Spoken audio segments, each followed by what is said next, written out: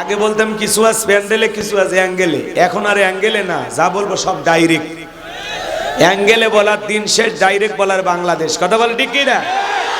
যারা জুলুম করেছিল আজকে তারা নাই, আজকে তারা পরাজিত, ওদেরই থাকার জায়গা নেই। কথা বলে ঠিক কি না? আর ওরা নাকি আমাদেরকে থাকতে দিয়েছে, এজন্য ওরা আমাদেরকে ভাড়াটিয়া মনে করে আজকে ওরা বাড়ি ঘর ফেলে সব পালিয়ে গেছে। আমলা কামলা এমপি মন্ত্রী নেতা খেতা যা ছিল সব শেষ, কেউ নেই। নাই তো ওবায়দুল কাদের সাহেব, উনি থাকলে তাও বলতেন মোবাইল কে দিয়েছে, কে বেলাউজ কে দিয়েছে, নাই তো, আছে সব পালিয়ে গেছে। অনেক রিকোয়েস্ট আসছে, বুবু আইবা তুমি আইবা, অনেকে বলছে সারা জীবন তোমরা এগুলো করবা আর আমার দোষ দিবা। শুনবেন এটা পরে পরে শেষে এটা গাইতে হবে, অনেক রিকোয়েস্ট বলাই লাগবে। রাগ করতেছে? তাহলে বড় বড় যারা ক্ষমতার দাম্ভিকতা করতো, এমপি মন্ত্রী পালাইছে, প্রধানমন্ত্রীর থেকে শুরু করে এমপি মন্ত্রী, আমলা কামলা, নায়ক গায়ক, শিক্ষক, বাপরে বাপ, এমনকি মসজিদের ইমামও পালিয়ে গেছে। এইরকম পতন আমরা আশা করিনি, পৃথিবীর ইতিহাসে কোন নেতার পতন এইভাবে হয়নি। কথা কন নাকি আপনারা? নায়ক পালাছে, শিক্ষক পালাছে, সুশীল সমাজ পালাছে, সাংবাদিক পালাছে, ডাক্তার পালাছে। কথা কন ভাই, এরকম ইতিহাস আছে? পিয়ন পালাছে, চাকর পর্যন্ত পালাছে, চাকর। কথা কন কি? আমরা চাইছিলাম ম্যাডাম পদত্যাগ করেন, আল্লাহ বলে কিসের পদত্যাগ? আমি আল্লাহ ওদেরকে দেশ ত্যাগ করতে বাধ্য করব। কথা বলেন ঠিক কিনা? ইন্না বাতাসা রাব্বিকা লাশাদীদ, আল্লাহর পাকড়াও বড় কঠিন। আল্লাহ ধরে ধরে না, যেদিন ধরবে মামু বাড়ি দিল্লি গিয়ে পড়বে। কথা বলেন ঠিক কিনা? ওরা জায়গা মতে আসে আপন মানুষের কাছে, আমরাই পড়ছিলাম, ওরাই আপন। কথা কন না হলে ভারতের ওই সাংবাদিক রিপাবলিক বাংলা লাফালাফি করে, ওই তার সেরা বলতেছে হাসিনাকে দেব না, দেব না, কি করতে পারবি তোরা, কি করতে পারবি, আমাদের কিচ্ছু করা লাগবে না, তোরা নিয়ে থাক। দেখেননি? আমরা দেব না, দেব না, হাসিনাকে দেব না, দেব না, আমরা বলতেছি আমরা নেব না, নেব না, নেব না, নে তোরা নিয়ে থাক। রাগ করতেছেন আপনারা? বুবু কি ভালো আছে? ভালো নাই। ওই দেশের রান্না বান্না ভাই, আর এই দেশের, এই যে শীত যাচ্ছে, আমাদের বুবু থাকলে পাটি সবটা পিঠে খায় একটা ছবি পোস্ট করতেন, আর সেই দিন নাই। কথা কন না গে? মাঝে মাঝে বুবু কল রেকর্ড ফাঁস হয়, মাঝে মাঝে বলে আমি দেশের কাছে আছি, চট করে ঢুকবো। আমরা বলি আপনি আসেন। বুবু আইবা, তুমি আইবা গো, সেই দিন আইসা বুবু ক্ষমতা পাইবা না। ও বুবু আইবা, তুমি আইবা গো, সেই দিন আইসা বুবু ক্ষমতা পাইবা না। খোঁজ নাই বুবু কাদের কাকার, অবস্থা খারাপ দরবেশ বাবার, হাউ নাকেলা কোন সামনে আসে না। নেতা কর্মী সব জেলের ভিতর, আমি আসি ডরের ওপর, কখন জানি আসে গ্রেফতারি পরোয়ানা। বুবু আইবা, তুমি আইবা গো, সেই দিন আইসা বুবু চিয়ার পাইবা না। ক্ষমতার চেয়ার থেকে নামা সহজ, কিন্তু এই চেয়ারে ওঠা কঠিন। অত সহজ না। আগামীতে আমরাও সিদ্ধান্ত নিয়েছি, আর যাই হোক এই দেশে কোন নারীকে আমরা প্রধানমন্ত্রী বানাবো না। এই দেশের পুরুষ প্রধানমন্ত্রী চাই কারা কারা? হাত তুলে দেখা। লিল্লাহি তাকবীর। নারীদের দেখার দিন শেষ, আগামীতে পুরুষের বাংলাদেশ। আগামীতে বাংলাদেশের প্রধানমন্ত্রী হবে পুরুষ, পুরুষ, পুরুষ। আমাদের দাবি একটাই, প্রধানমন্ত্রী পুরুষ চাই।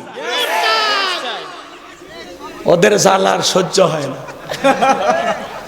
ওরা গলেও জ্বালায়, উপরে থাকলেও জ্বালায়।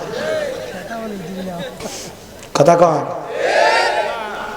শোনেন, ভালো মানুষেরা কিন্তু পালায় না। পালায় কারা? খনি যারা, দুর্নীতিবাজ যারা। কথা বলে ঠিক কিনা? চোর ডাকাত এদের ভিতরে ভয় থাকে, ভালো মানুষের ভিতরে ভয় আছে। ভালো মানুষ বলবে আমি তো কিছুই করিনি, তাই আমি পালাবো কেন? কথা কি বুঝতে পারতেছেন? এই জন্য এই সৎ মন মানসিকতা আমাদের থাকা দরকার আছে না নাই? আল্লাহ এই দেশের সকল মানুষকে ভালো হওয়ার তৌফিক দান করুন। একটু জোরে বলুন আমিন। আপনারা কি আদর্শ বাবা হতে চান? সন্তানকে আদর্শ মানুষ হিসেবে গড়ে তুলতে চান? আপনি যদি আদর্শ বাবা হতে চান, আদর্শ পিতা হতে চান, আপনার সন্তানকে আদর্শ সন্তান হিসেবে গড়ে তুলতে চান, তাহলে আজকে আমার আলোচনা আপনাদের শোনা লাগবে। খুবই গুরুত্বপূর্ণ এবং জীবন ঘনিষ্ঠ বিষয়। আল্লাহু আকবার বলেন।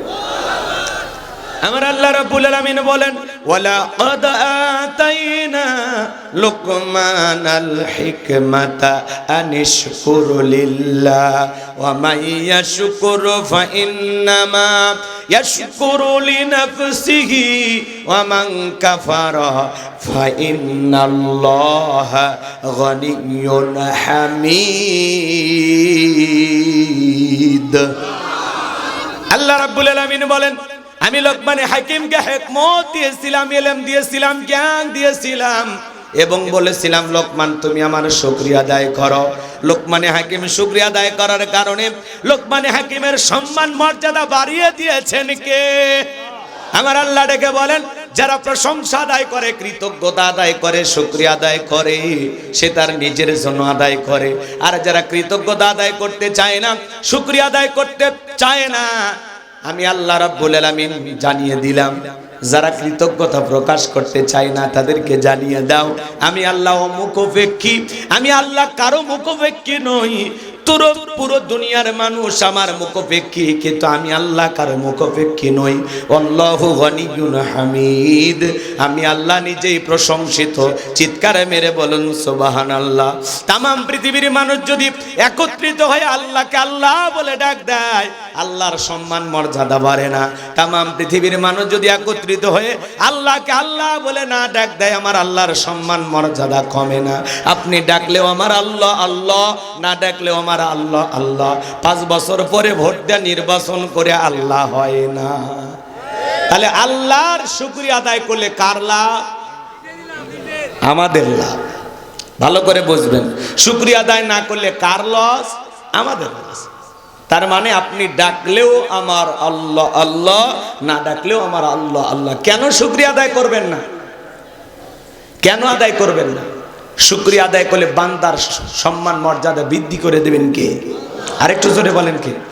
আল্লাহ রাব্বুল আলামিন বলেন, লা ইন শাকারতুম লা আযীদান্নাকুম ওয়া লা ইন কাফারতুম ইন্না আযাবি লাশাদীদ।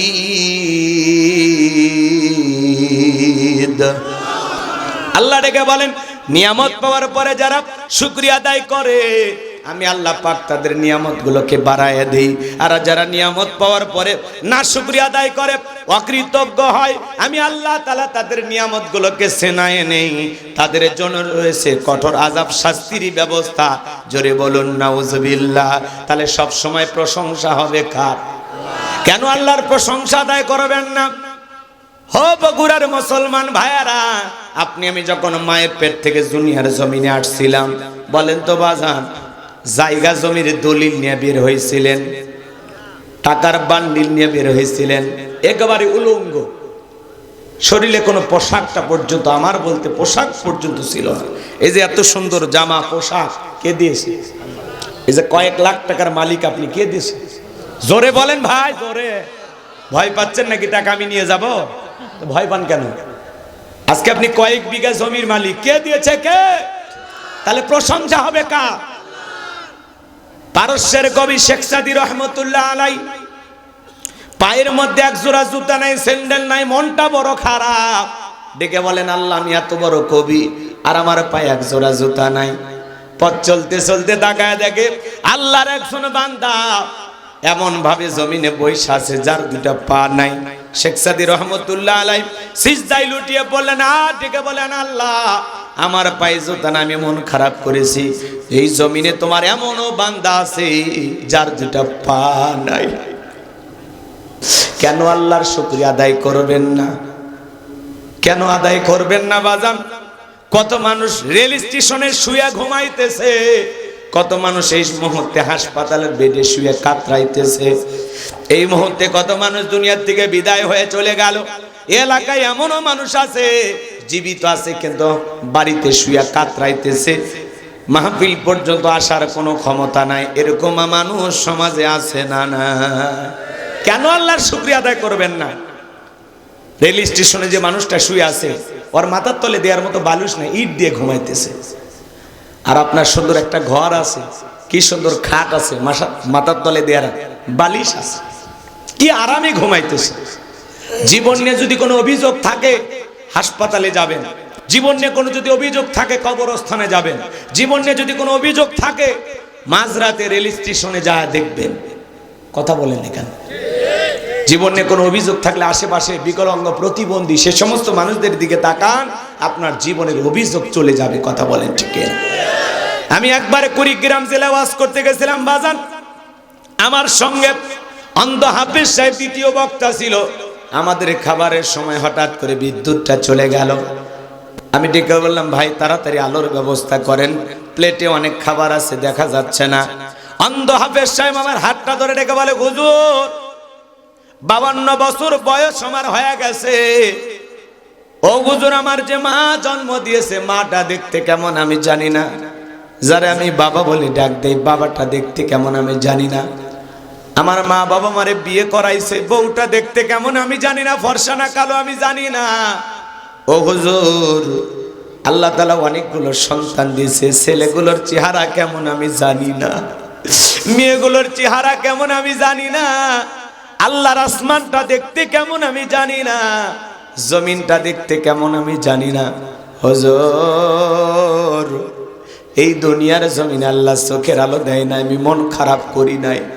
কিয়ামতের ময়দানে যেদিন আল্লাহ তাআলা আমার চোখের আলো ফেরায়া দেবে, ওই দিন যেন সর্বপ্রথম চোখের আলো পেয়ে আমি আমার মালিককে দু চোখ ভরে দেখতে পাই। চিৎকার মেরে বলুন সুবহানাল্লাহ। কত অন্ধ, কত প্রতিবন্ধী, চেহারা সব ভালো, কথা বলতে পারে না, বোবা, দেখতে সব ভালো, দুইটা কানও আছে শুনতে পারে না। কথা বলেন না কেন আপনারা? আল্লাহ চাইলে পারতো না এরকম করতে? হিজড়া তৃতীয় লিঙ্গের মানুষ ঘরে, আল্লাহ চাইলে আপনাকে আমাকে হিজড়া বানাইতে পারতো না? হ্যাঁ, কত মানুষ রাস্তাঘাটে পড়ে আছে, শুয়ে আছে, ওই জায়গায় আল্লাহ আপনাকে আমাকে রাখতে পারে কিনা? সে ক্ষমতা আল্লাহর আছে না নাই? তার চাইতে ভালো রাখে নাই, তাহলে কেন আল্লাহর শুকরিয়া আদায় করবেন না? লাকাদ খলাকনাল ইনসানা ফি আহসানি তাকওয়িম, বান্দা বড় সুন্দর কইরা, সুন্দর গঠন দিয়া আমি আল্লাহ তাআলা নিজ কুদরতের হাত দিয়ে তোদেরকে সৃষ্টি করেছি। চিৎকার মেরে বলুন সুবহানাল্লাহ। এত সুন্দর করে নিপুণ ভাবে কে সৃষ্টি করেছেন? কে? এত সুন্দর পা থেকে মাথা পর্যন্ত পুরোটা দেহের ভিতরে যদি হিসাব করেন কোটি কোটি টাকার সম্পদ আল্লাহ আপনাকে দিয়েছেন। বান্দা সবচাইতে আল্লাহ তাআলার পক্ষ থেকে যেই নিয়ামতটা সবচাইতে দামি নিয়ামত, সেটার নাম হলো সুস্থতা। এই যে সুস্থ আছি, ভালো আছি, চলতে পারি, বলতে পারি আলহামদুলিল্লাহ। কিন্তু আমরা এই সুস্থতা যে আল্লাহর বড় নিয়ামত কখন টের পাই? যখন একটু অসুস্থ হই। যখন একটু অসুস্থ হয় কুদতে কুদতে ডাক দেয়, আল্লাহ আল্লাহ আমার কেলে হলো, আল্লাহ আল্লাহ, কথা কয় না কেন? তখন উঠতে বসতে কোতে আর আল্লাহ ডাক দেয়, কোতে আর আল্লাহ ডাক দেয়।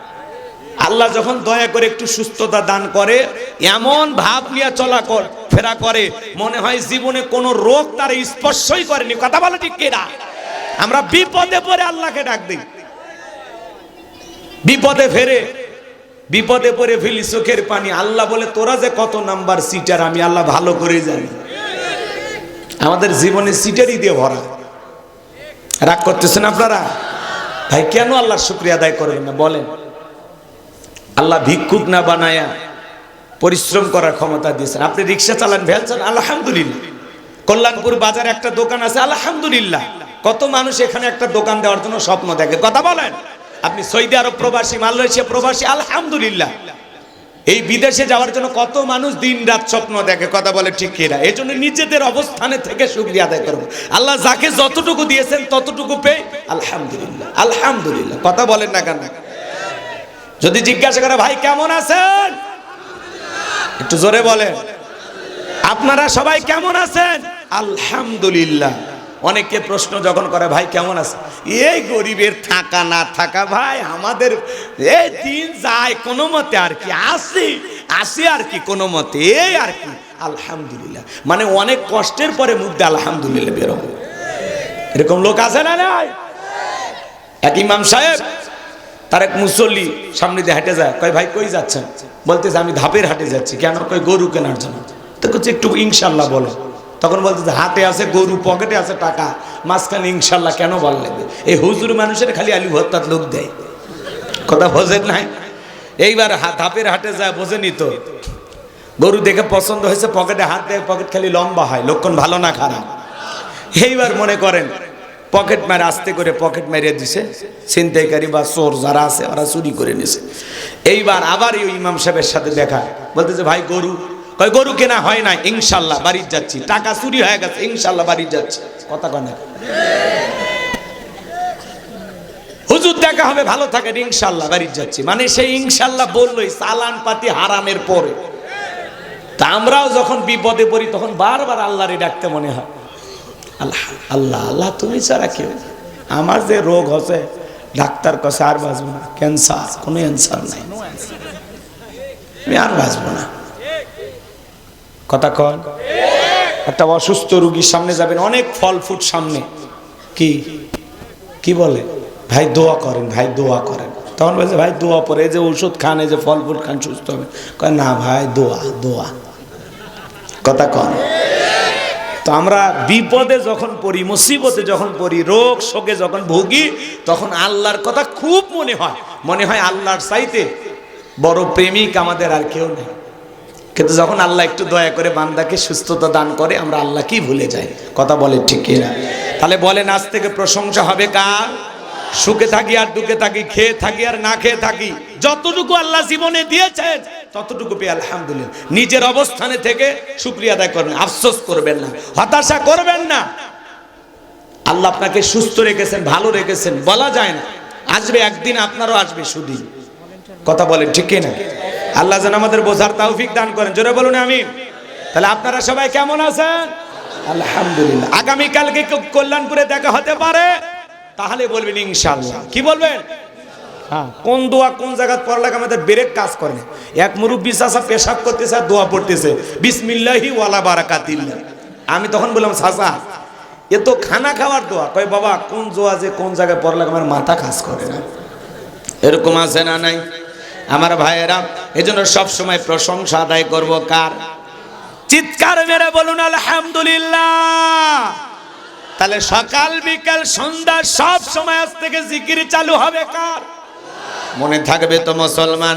এরপরে আল্লাহ রাব্বুল আলামিন বলেন, ওয়া ইয ক্বালা লুকমানু লিবনিহি ওয়া হুয়া ইয়াইযুহু ইয়া বুনাইয়া লা তুশরিক বিল্লাহ ইন্নাশ শিরকা লাযুলমুন আযীম।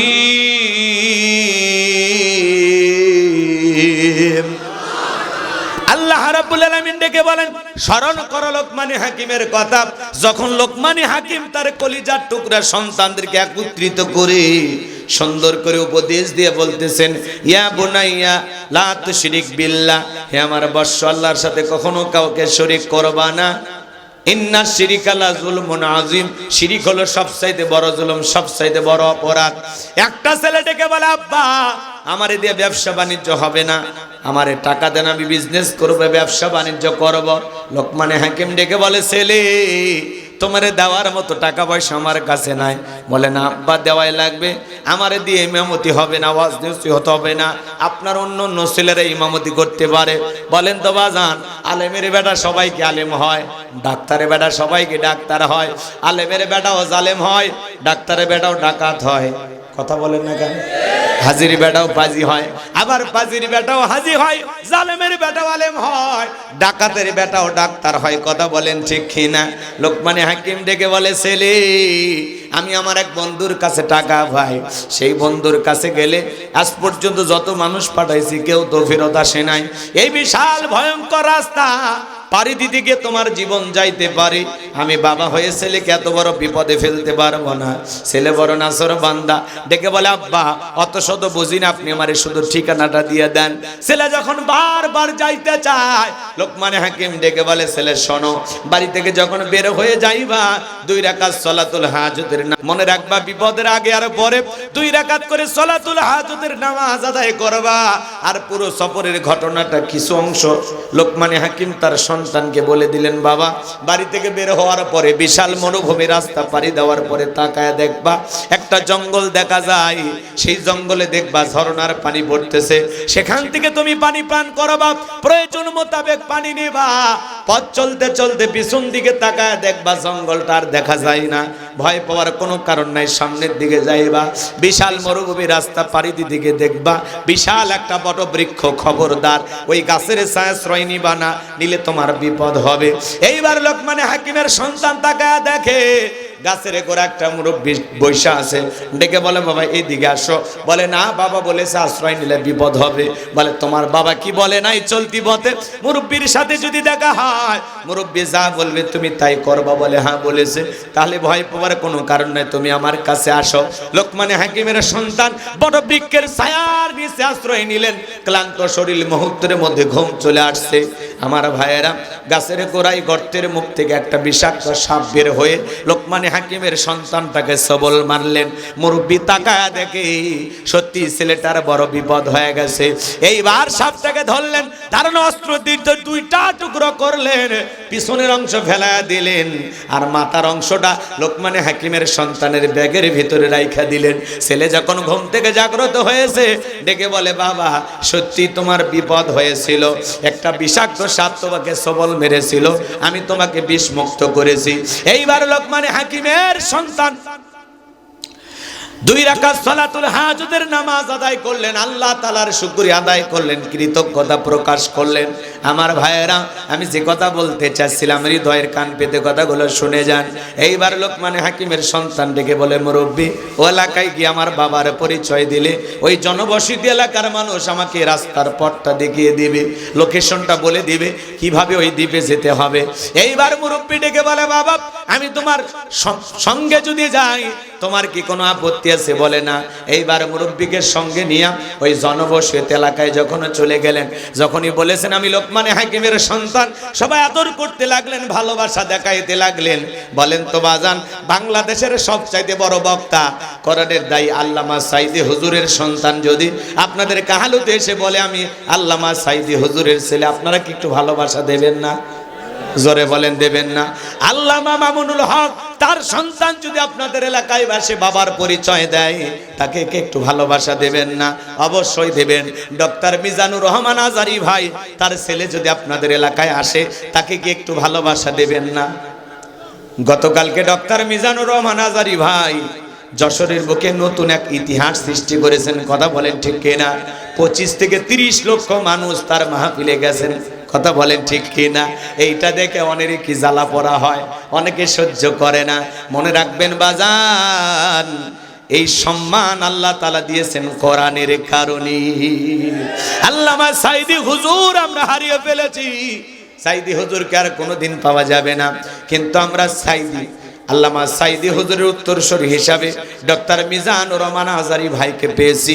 এই ডক্টর মিজানুর রহমান আজারি ভাই হলো মুসলিম উম্মার সম্পদ। আল্লাহু আকবার বলেন। তার মাহফিলে লক্ষ লক্ষ মানুষ কোরআন শুনতে যায়, সোশ্যাল মিডিয়া জুড়ে তার বন্দনা। গতকালকে যশোরের মাটিতে মিজানুর রহমান আজহারির প্রোগ্রামে জনসমুদ্রে পরিণত হয়েছিল। আল্লাহু আকবার বলেন। একজন বক্তার কথা শোনার জন্য, একজন আলেমের কণ্ঠে কোরআনের তাফসীর শোনার জন্য এত মানুষ যশোরের মানুষ কোনোদিন দেখিনি। আল্লাহু আকবার বলেন। আর একটু জোরে বলেন আল্লাহু আকবার। এই আকর্ষণ আল্লাহর কোরআনের কথা বলেন ঠিক কি না? এই জন্য ভাইয়েরা আমার, যারা কোরআনের কথা শুনতে আসে সবাই হলো মৌমাছি, কোরআন থেকে মধু আহরণ করার জন্য আসে, কথা বলেন ঠিক কি না? কোরআন হলো মধু, এখান থেকে আমরা মধু নিতে আসি, মধু আহরণ করতে আসি। আপনারা কোরআনের শ্রোতা মুসলমান ভাই যারা, তারা হলো মৌমাছি, কথা বলেন ঠিক কি না? এই জন্য আমরা বলবো খবরদার, এই মৌমাছির চাকে যেন কেউ আঘাত করো না। তাহলে এমন অবস্থা হবে পালার জন্য গর্ত খুঁজে পাইবা না। কথা বলে ডেকেরা। এই জন্য আলেমদেরকে বাঁকা চোখে দেখার দিন শেষ। কথা বলেন না কেন? আলেমদেরকে সম্মান করুন, মহাব্বত করুন, ভালোবাসুন। হেরে গেছে ওদের হিংসা, জিতে গেছে আমাদের ভালোবাসা। ডক্টর মিজানুর রহমান আজারি ভাই যারা ষড়যন্ত্র করে দেশ থেকে বিতাড়িত করেছিল, ডক্টর মিজানুর রহমান আজারি ভাই বীরের বেশে বাংলাদেশে ফিরে এসেছে। লাল গালিজার সংবর্ধনা দিয়ে তাকে কোরআনের মঞ্চে তুলে কোরআনের কথা মানুষ শুনতেছে। কথা বলে ঠিক কি না? কিন্তু যারা ষড়যন্ত্র করেছিল আজকে তারা দেশ ছাড়া হয়েছে। কথা বলে ঠিক কি না? লাল গালিজার শুভেচ্ছা তো দূরের কথা, ওদের পালানোর গর্তও নাই। কথা বলেন না কেন? এই জন্য খবরদার আলেমদের গায়ে হাত দিবেন না, আলেমদেরকে নিয়ে কোনো ষড়যন্ত্র করবেন না। আল্লাহ যেন ওনাদের হেদায়েত দান করেন। আমার ভাইয়েরা, এইবার মুরব্বীর সঙ্গে নিয়ে যখন ওই জনবসতি এলাকায় পরিচয় দিলেন, সবাই লোকমানে হাকিমের কারণে মহাব্বত ভালোবাসা দেখাইতে লাগলেন। শুধু তাই নয় বাজান, এইবার সবাই এলাকা একটা ভয়ঙ্কর সুন্দরী মহিলা ছিল। সবাই বলে বাবা বিয়ে করো, আর না করো একবার চেহারাটা দেখো। সবাই যখন অনুরোধ করলো, লোকমানে হাকিমের সন্তান মেয়েটাকে দেখার জন্য চলে গেল। মেয়েটা এতটাই সুন্দরী ছিল বাজান, সেই সময়ের বিশ্ব সুন্দরী বললেও ভুল হবে না।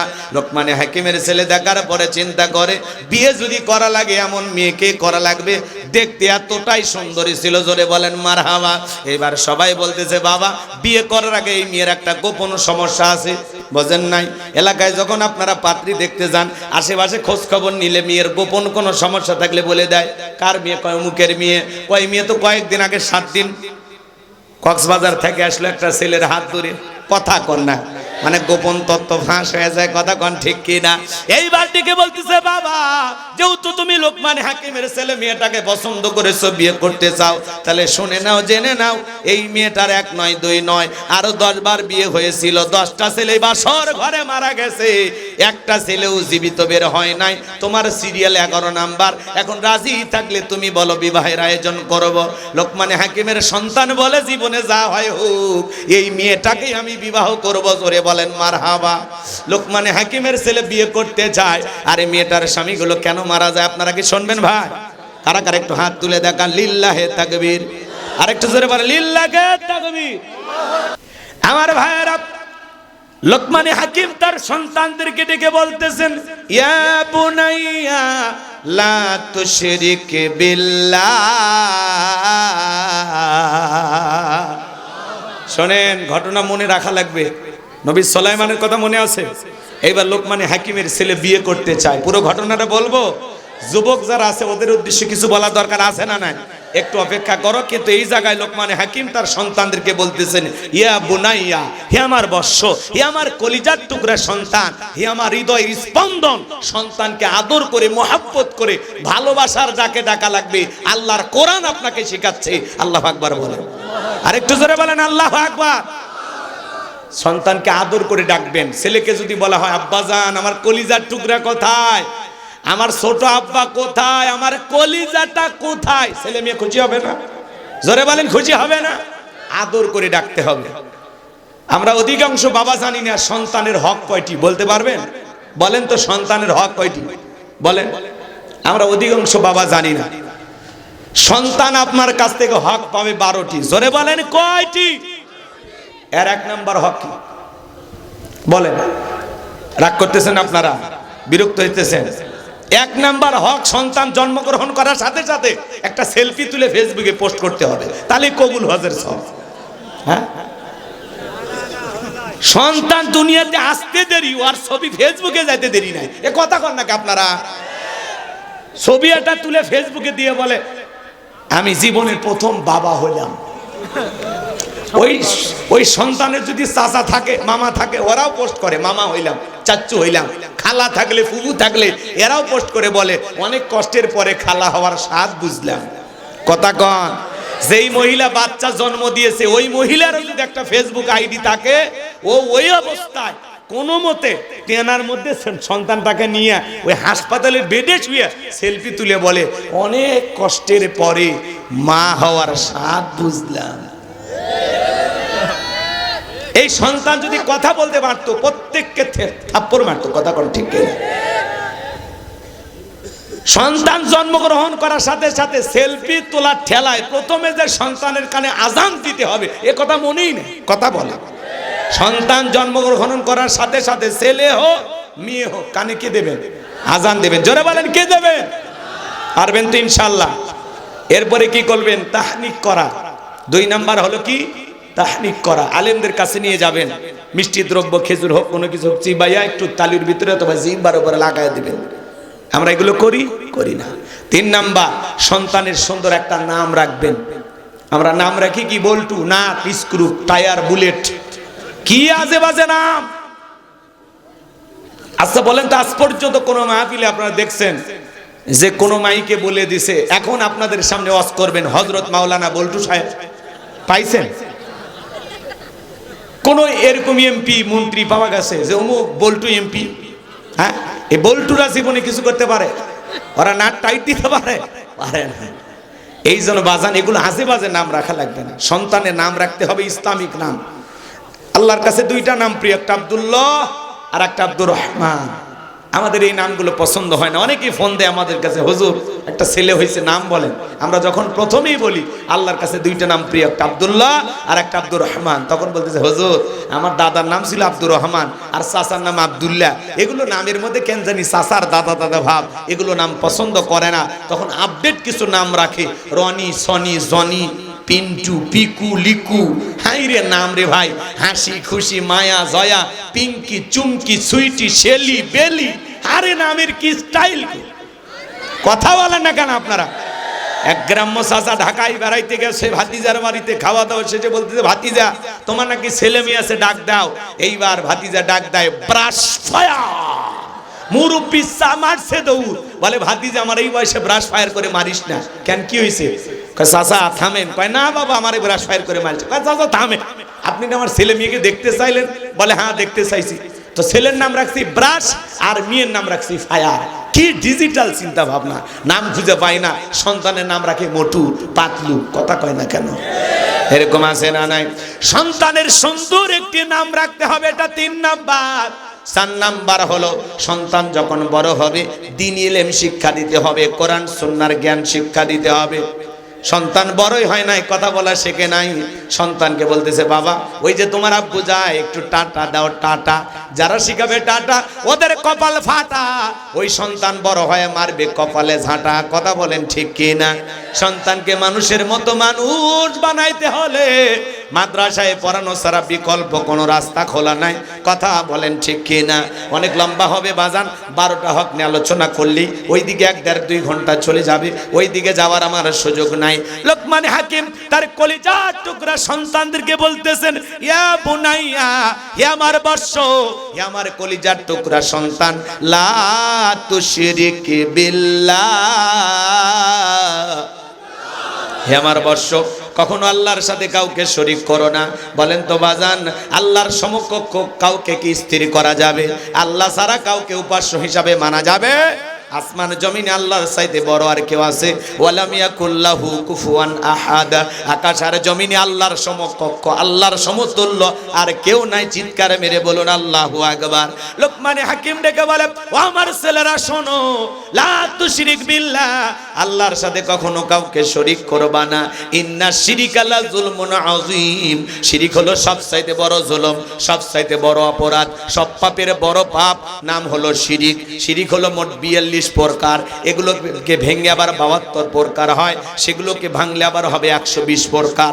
সব কথা যদি বলতে যায় ওইদিকে 2-1 ঘন্টা লেগে যাবে বাজান গো আমার। এই যে লোকমান হাকিম যখন তার সন্তানকে বলতেছেন, ইয়া বুনাইয়া লা তুশরিক বিল্লাহ, হে আমার বৎস, আল্লাহর সাথে কখনো কাউকে শরীক করো না। ইন্না শিরিকা লা যুলমুন আযীম, শিরিক হলো সবচাইতে বড় জুলুম, সবচাইতে বড় অপরাধ, সব পাপের বড় পাপ নাম হলো শিরিক। লিল্লাহে তাকবীর। কষ্ট পাচ্ছেন আপনারা? আমার আল্লাহ তাআলা তখন এত খুশি হয়ে গেল, লোকমান তুমি যেহেতু তোমার সন্তানকে আমার সাথে পরিচয় করায় দিলা, আমি আল্লাহ তোমার সন্তানদেরকে তোমার সাথে পরিচয় করায় দিব। চিৎকার মেরে বলুন সুবহানাল্লাহ। আমার আল্লাহ ডেকে বলে, লোকমান তুমি তোমার সন্তানদেরকে সুন্দর করে আমি আল্লাহর সাথে পরিচয় করায় দিলাম, আমি আল্লাহ এত খুশি হয়ে গেলাম। এইবার আমি আল্লাহ তাআলা তোমার সন্তানদেরকে তোমার সাথে পরিচয় করায় দিব।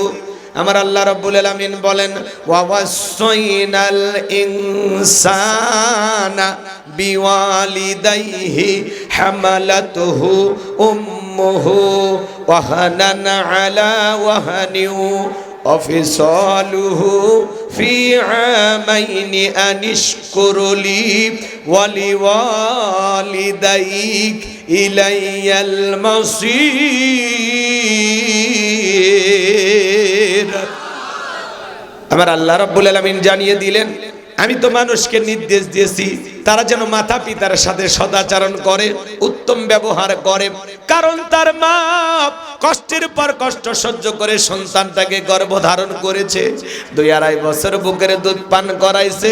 সুতরাং আমার প্রতি কৃতজ্ঞতা প্রকাশ করো এবং মাতা পিতার প্রতি কৃতজ্ঞ হও।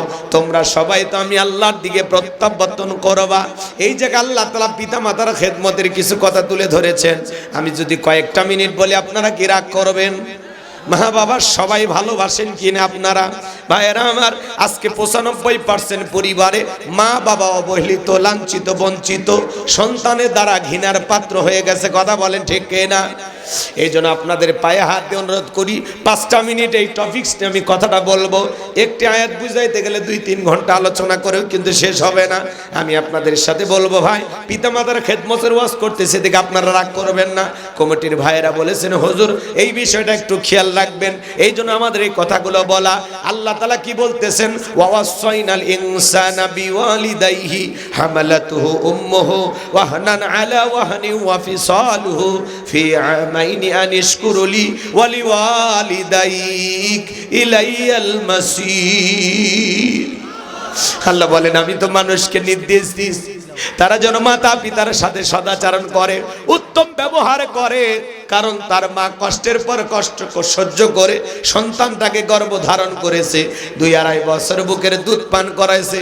একটা মাস সন্তানকে পেটের মধ্যে নিয়ে কতটা কষ্ট করে জানেন? 3-4 মাস মা খাইতে পারে না, মার বমি বমি হয়, খাবারের রুচিটা নষ্ট হয়ে যায়। সন্তান আস্তে আস্তে যখন মায়ের পেটে বড় হতে লাগে, 6-7 মাস যখন হয়ে যায়, মায়ের পেটে আপনি আমি যেই জায়গাটাতে ছিলাম এই জায়গাটা মাত্র 10 ইঞ্চি। আমার ভাইয়েরা, সন্তানের পা যখন বড় হয়ে যায় আল্লাহ তাআলা মায়ের কলিজার সাথে সন্তানের 2টা পা লাগায় দেয়। যেই সন্তান সব চাইতে মায়ের গর্ভে থাকা অবস্থায় কম নাড়াচাড়া করেছে, ওই সন্তান মায়ের গর্ভে থাকা অবস্থায় 4500 বার মায়ের কলিজায় লাথি মারে। এবার ভাইয়েরা, 8-9 মাস যখন হয়ে যায়, মার পেটটা যখন তরমুজের মতো বড় হয়ে যায়, গভীর নিশিতে মা ঘুমাইতে পারে না, দেলে পিঠটা হেলান দিয়ে মা সারা রাত জায়গা জায়গা কাটায় দেয়।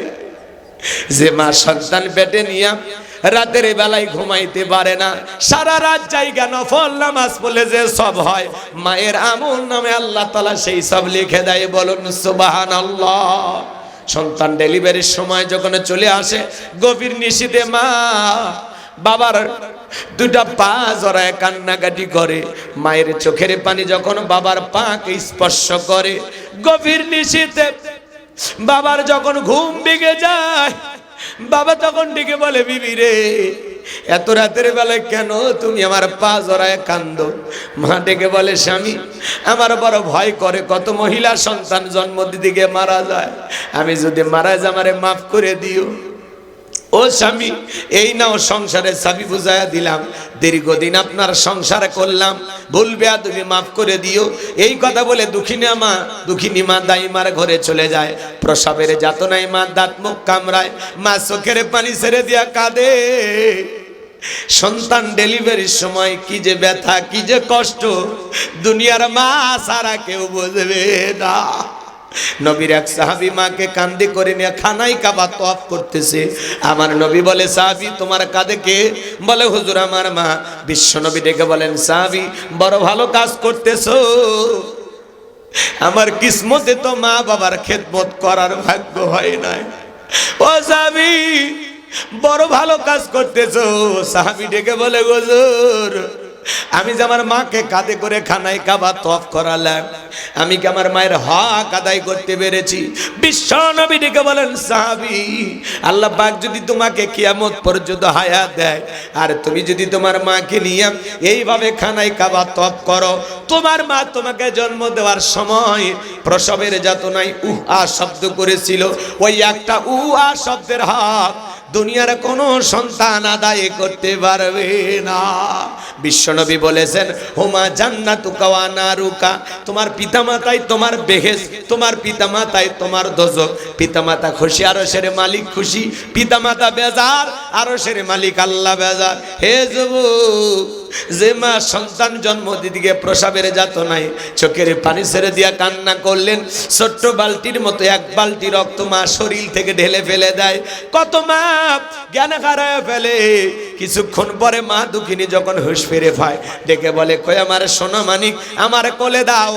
মা সন্তানকে কোলে নিয়ে গালে মুখে চুমা খায় আর বলে, বাঁচাদান বেঁচে থাক, তোর মুখটা দেখার পরে আমি মা সব ব্যথা ভুলে গেলাম।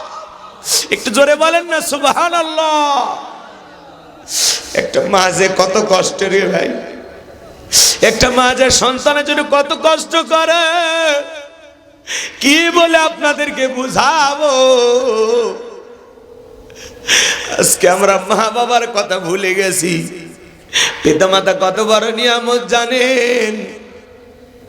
মা দুঃখিনী কত বড় নিয়ামত আপনারা কি জানেন?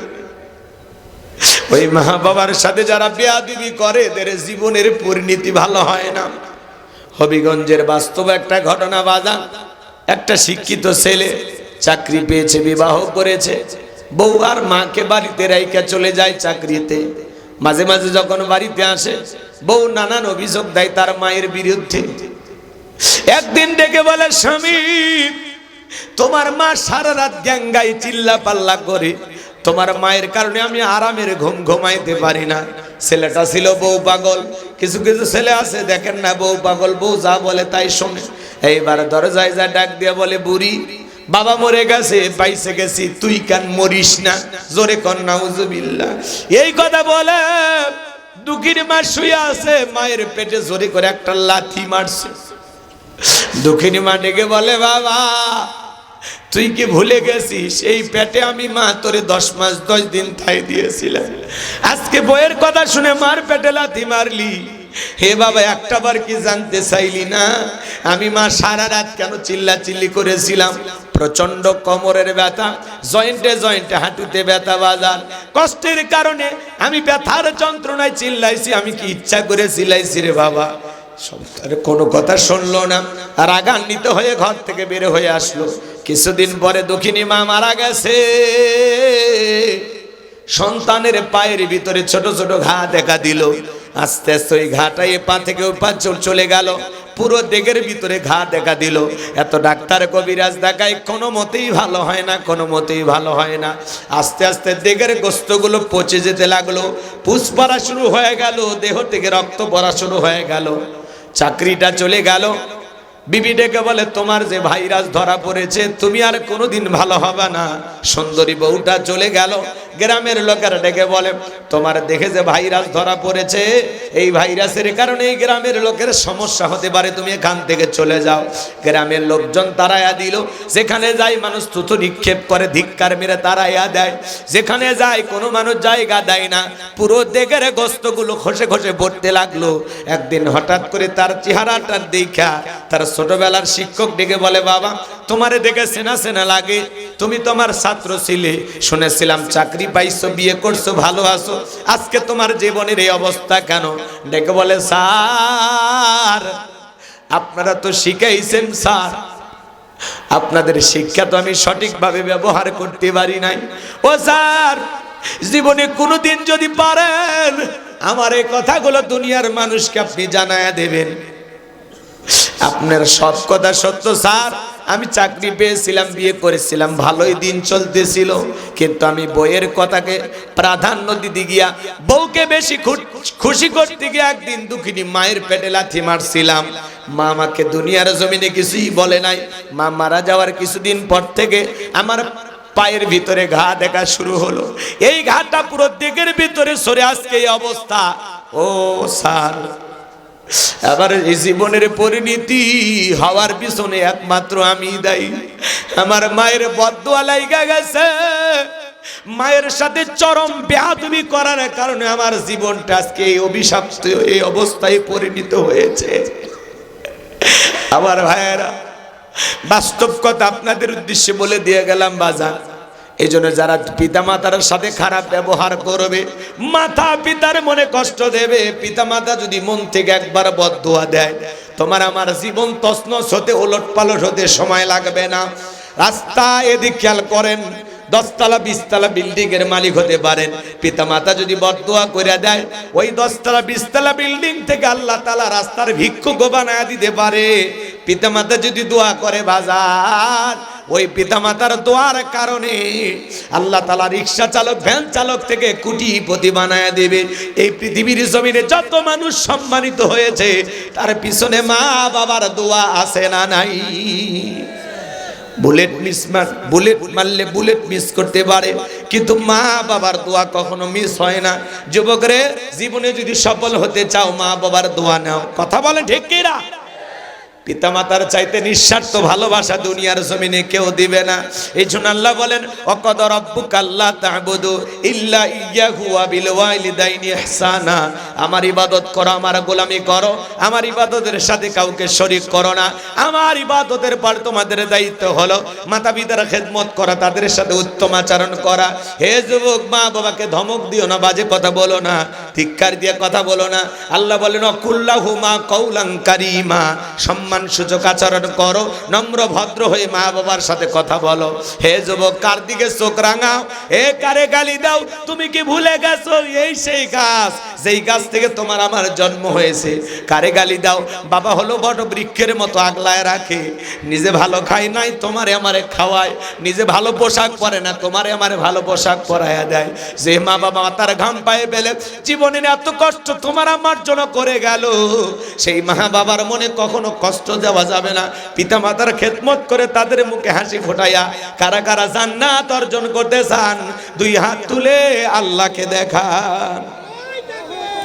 লিল্লাহে তাকবীর। পিতা মাতার খেদমত করবেন তো ইনশাআল্লাহ। হে যুবক, মা বাবার সাথে বেয়াদবি করো না। আজকে শ্বশুর বাড়ির পালসার ডিসকভার পায় তোমরা পাগল হয়ে গেছো। কথা কয় না? 1.5 লাখ টাকার একটা হুন্ডা দিলে, পাছার তলে দিলে পাছা গরম হয়ে যায়। শাশুড়ির দরজায় যায়, ডাক দেয় আম্মা। শাশুড়ি কয় জামা একটা বাসি, ছোটবেলায় মাদ্রাসায় পড়েছিল গুন্না মুখস্থ। শ্বশুর বাড়ির দরজায় ডাক দেয় আব্বা, কেমন আছেন আব্বা? শ্বশুর কয় জামাই পাইছি একখান, ছোটবেলায় মাদ্রাসায় পড়েছিল, কলকলার সব হরফ মুখস্থ। কথা কয়। একটা পালসার ডিসকভার পায়, শ্বশুর শাশুড়িকে ডাক দেয় আব্বা আম্মা, আর মা বাবা হয়ে যায় বুড়া বুড়ি। তোর কপাল জাতিয়ার গুড়ি, মরার পরে ফেরেশতারা বাইরে ফুটা করবে তোর ভরি, জাহান্নামে হবে তোর বসত বাড়ি। যেই সন্তান পিতা মাতাকে বাড়ি থেকে তাড়ায়া দিয়েছে, বৃদ্ধাশ্রমে পাঠায় দিয়েছে, পিতা মাতার সাথে সম্পর্ক আলাদা করেছে, ঘর বাড়ি আলাদা করে রেখেছে, মনে রাখবারে যুবক, যে পিতা মাতার সাথে রাগারাগি কইরা নিজের সম্পর্কটাকে ছিন্ন করেছে, ও মা বাবার সাথে সম্পর্ক ছিন্ন করে নাই, নিজের ভাগ্য থেকে জান্নাতটাকে আলাদা করেছে। একটা শিক্ষিত লোকের গল্প পড়েছিলাম। কিসে কিছু কইছে? অনেকে আবার কয়, হ্যাঁ হুজুর, বাপ মা আমি দেখবো না, প্রয়োজন আমি জাহান্নামে যাবো। এখন তো টের পাচ্ছেন না, মরলে টের পাবেন। আপনার পিতা মাতা যদি আপনারে ঠকায়, আপনারে কম ভালোবাসা দেয়, কম সম্পত্তি দেয়, সমস্যা নেই, এই দায়িত্ব পিতা মাতাকে নিতে হবে। তারা এই বিষয়ে আল্লাহর কাছে হিসাব দেবে, কিন্তু আপনার দায়িত্ব আপনি পালন করেন। কথা বলেন না কেন? একটু 2-1 কম বেশি হয়ে গেলে, আরে বেটা এটা এই নষ্ট, তোমার যে হক এটা তো নষ্ট করেছে তোমার মা বাবা, তো তাদের বিচার হবে না আল্লাহর আদালতে। তো তোমার টেনশন কে? তোমার কি যে টেনশন? তোমারে কম দিয়েছে সমস্যা নেই, তুমি তোমার জায়গা থেকে ভালোবেসে যাও। অনেক পিতামাতা ভুল করে, পিতামাতাও ভুল করে, কিন্তু ওই ভুল ধরার জন্য ইসলাম তোমার আমার অনুমতি দেয়নি। কোন ভুল ধরার অনুমতি দিছে? পিতামাতা যদি বাধ্য হয়ে শিরিক করায়, পিতামাতা বাধ্য হয়ে যদি গুনাহ করার কাজে তোমাকে আমাকে বাধ্য করে, তখন আমরা ওই জায়গা থেকে তাদের এই কথাগুলো শুনবো না, তাহলে আমাদের ভালো সব হবে। কিন্তু সামান্য সম্পত্তি, সামান্য এদিক সেদিক বুঝাবেন যে আব্বা আপনি তো ইনসাফ ঠিক করলেন না, তো ঠিক আছে সমস্যা নেই, আপনি বাবা আপনি যেটা বলছেন সেটা করছেন, সমস্যা নেই, আলহামদুলিল্লাহ আলহামদুলিল্লাহ। আপনি সঠিকটা করলেও আল্লাহ দেখেছে, বেঠিকটা করলে আল্লাহ দেখেছে, ব্যাস আপনি আপনার দায়িত্ব পালন করেন। পিতামাতা যদি ইহুদিও হয়, কাফেরও হয়, তবুও তাদের সাথে সম্পর্ক ছিন্ন করার কোনো সুযোগ নাই, তবুও তাদেরকে দেখতে হবে। একটা শিক্ষিত লোকের গল্প পড়েছিলাম, বললাম না, শোনেন। বাড়িতে অনেক খাবার, ভিআইপি খাবার, তেহেরি নিহেরি বিরিয়ানি রোস্ট, কোনো খাবার অভাব নাই, বাপ রে বাপ সেই খাওয়া। অনেক ছেলেবেলে দেখবেন দামি দামি বাজার নিয়ে এসে বাড়িতে ভিআইপি রান্না করে, বাড়ির পাশে বাবা মা অনাহারে থাকে, আলু ভর্তা দিয়ে ভাত খাই কিনা জানে না, তাদের ঘরে এক প্লেট খাবার যায় না, কথা বলে না। জোড়া তালি দাও, বন্ধু বান্ধব বগুড়া থেকে আসে কাহালু 5 গ্রাম দাওয়াত খায়া যায়, আর বাড়ির পাশে রক্তের আপন ছোট ভাই দাওয়াত পায় না, ওরে বেঈমান। ও নাকি মুসলমান। কিসের মুসলমান রে? তুমি কিসের মুসলমান? কোন দিক দিয়ে জান্নাতে যাবে? নিজের মা বাবাকে ভালোবাসে না, নিজের রক্তের ভাই বোনকে ভালোবাসে না, জোড়া তালি দেওয়া বন্ধুর মোহাব্বত বোঝ, বন্ধুর বউ বাচ্চা নাতি পুতি 14 গোষ্ঠী খায়া যাচ্ছে, আর নিজের মা বাবা নিজের ভাই বোন এদের খবর নাই। রক্তের সম্পর্ক ছিন্ন করা হারাম। এই দুনিয়াতে যদি সম্পদ আর রিজিক বৃদ্ধি করতে চান, তাহলে রক্তের ভাই বোন আত্মীয় স্বজন এদের জন্য খরচ করা লাগবে, পিতা মাতা ভাই বোন এদের জন্য যত পারেন খরচ করেন, কমবে না, আল্লাহ বাড়ায় দিবে। আর আমরা এদেরকে অবহেলা করি।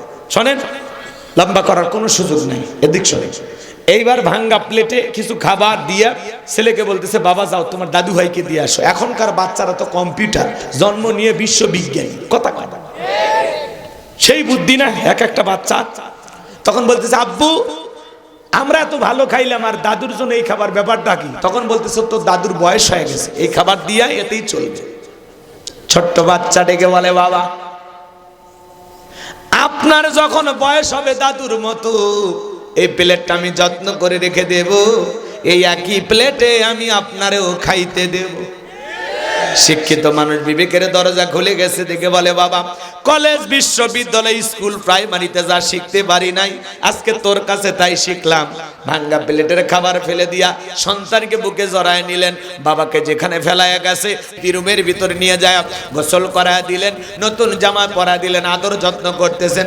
বিবি দেখে বলে, কি ব্যাপার, এই বৃদ্ধ মানুষটাকে আবার উপরে তোলেন, কারণটা কি? বলে, বেশি কথা বলবি না, আজ থেকে আমরা যা খাবো বাবা তাই খাবে, আমরা যা করবো বাবা তাই পড়বে, আমরা এই রুমে ঘুমাবো, পাশের রুমে বাবা ঘুমাবে, খবরদার বাবার সাথে কোনো বাড়াবাড়ি করা যাবে না, যদি করিস বাড়াবাড়ি 1 2 3 পাঠায়া দিব তোর বাপের বাড়ি। আমার ভাইরা, আমার আল্লাহ রাব্বুল আলামিন এইবার সুন্দর করে জানিয়ে দিলেন, ইয়া বুনাইয়া ইন্নাহা ইন তাকু মিসকালা হাববাতিন মিন খারদালিন ফাতাকুন ফি সাখরাতিন আও ফিস সামাওয়াতি আও ফিল আরদি ইয়াতি বিহাল্লাহ ইন্নাল্লাহা লাতীফুন খাবীর।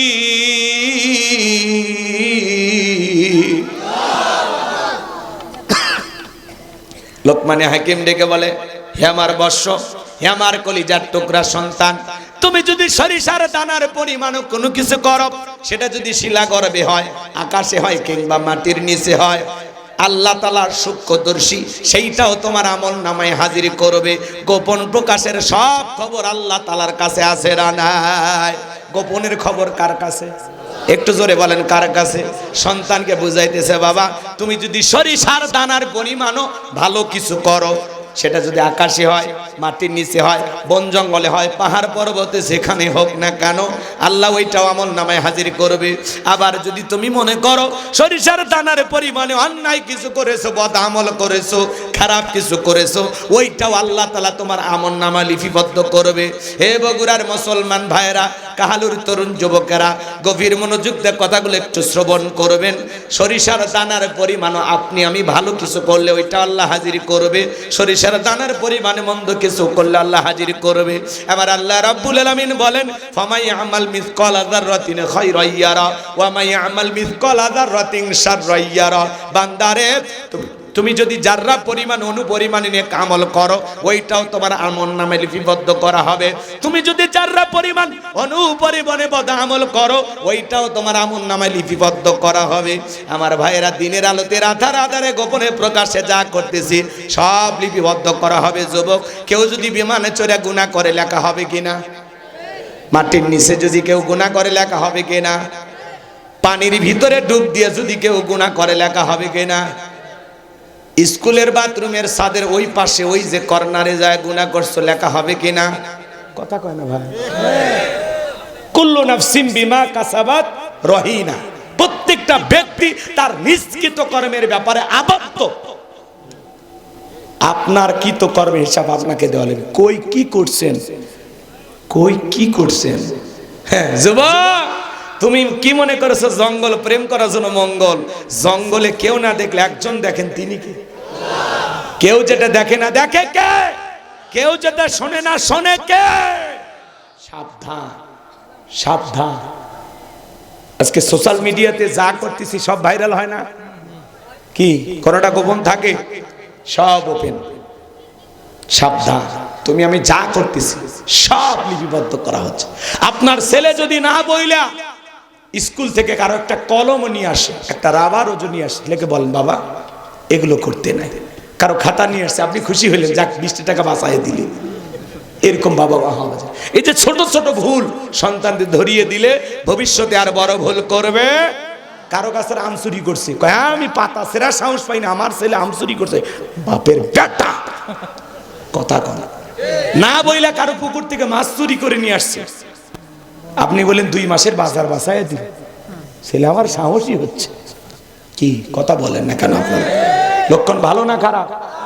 আপনার ছেলে যেন কারো গাছের আম চুরি না করে, কারো পুকুরের মাছ যেন চুরি না করে, না বইলে যেন কারো কলম খাতা বাড়িতে না নিয়ে আসে।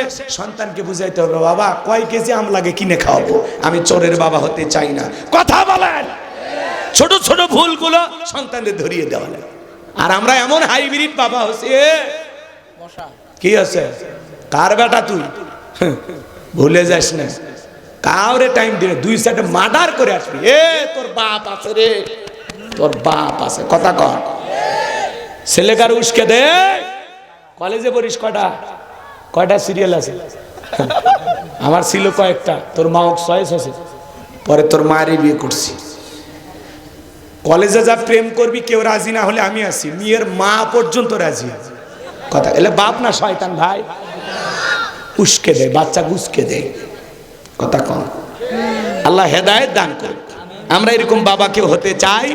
আমরা আদর্শ বাবা হব। সন্তানকে বুঝাই, সন্তানের ছোট ছোট ত্রুটিগুলো, ছোট ছোট ভুলগুলো সংশোধন করে দিব, যাতে আমার সন্তান ভবিষ্যতে বড় কোনো ভুল যেন না করে। কথা বলে ঠিক এরা? আল্লাহ হেদায়েত দান করুক। জোরে বলো না আমি। এই প্রেম প্রীতি ভালোবাসা যুব সমাজকে শেষ করছে। এই যে মোবাইল শেষ, টাচ মোবাইল দিয়েছেন তো সন্তান শেষ। কথা কম। তাহলে যুবক, গোপনে প্রকাশ্যে আমরা যা করি সব লিপিবদ্ধ করেন কে? আছে না? কিরামান কাতিবিন ইয়ালামুনা মা তাফআলুন। সম্মানিত 2 জন লেখক সদা সর্বদা আপনার আমার জীবনের ডায়েরি লিখতেছে। এদের নাম কিন্তু কিরামান কাতিবিন না, এরা সম্মানিত লেখক। রাগ করতেছেন নাকি আপনারা? 2 কাঁধে 2 জন আছে। ডান কাঁধের জন কি লেখে? নেক আমল। আর বাম কাঁধেরটা বদামল।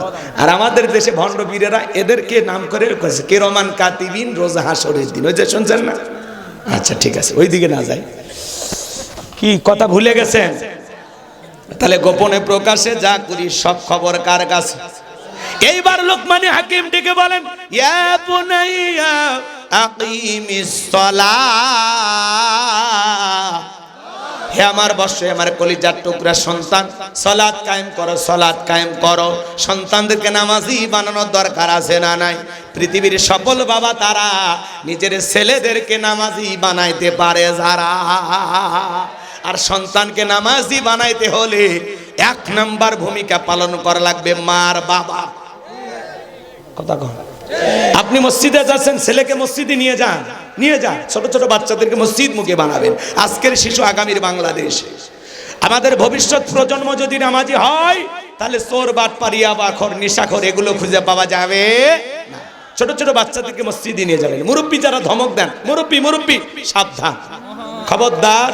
ছোট বাচ্চা গেলে ধমক দিবেন না, আদর করবেন, কোলে নেবেন, ওযু না পারলে শিখায়া দেবেন, কথা বলেন।